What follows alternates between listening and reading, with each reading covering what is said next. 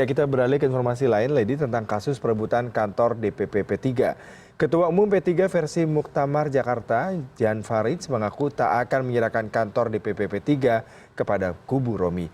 Jan mengklaim tanah dan gedung yang telah diwakafkan tersebut adalah miliknya. Jan juga berharap kubu Romi menghormati proses hukum yang tengah ditangani Mahkamah Agung sehingga upaya pendudukan paksa kantor DPP tidak lagi terjadi.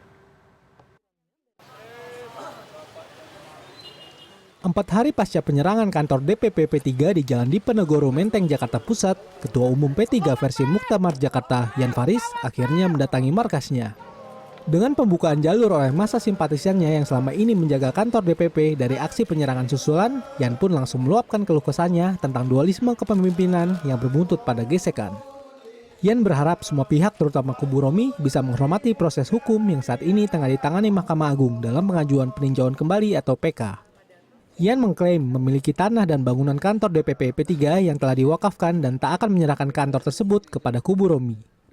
Dirinya akan terus menempatkan simpatisannya untuk menjaga lokasi dari ancaman pendudukan paksa atau penyerangan susulan. Dia mau masuk sini boleh, siapa yang larang. Cuman kalau dia mau mengosongkan atau mengusir saya, bawa surat dari pengadilan negeri yang menyatakan saya tidak mempunyai hak untuk menempati kantor ini.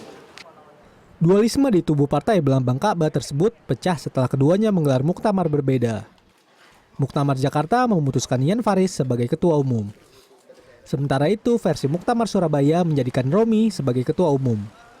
Dualisme kepemimpinan ini tak juga berujung lantaran kedua belah pihak sama-sama mengklaim sebagai pengurus P3 yang sah secara hukum.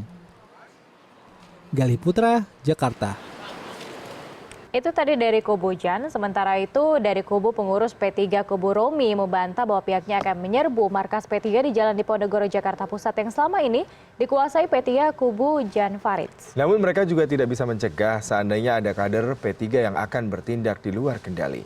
Isu kependudukan kantor P3 itu menguat seiring dengan Mukernas P3 di kawasan Ancol, Jakarta. Namun hingga kini P3 kubu Romi menyatakan tidak ada perintah kepada kadernya untuk melakukan pengambil alihan.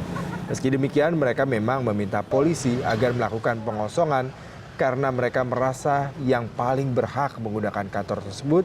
Sesuai putusan PK Mahkamah Agung, P3 kubu Romi sendiri mengaku sudah menawarkan islah, namun belum ditanggapi oleh Jan Faridz. Tidak ada perintah, tetapi kami memang memahami ya, sejak Lebaran itu kan waktu Lebaran itu kan datang ke rumah ketua umum, datang ke rumah sekjen, itu akar rumput ya, kader.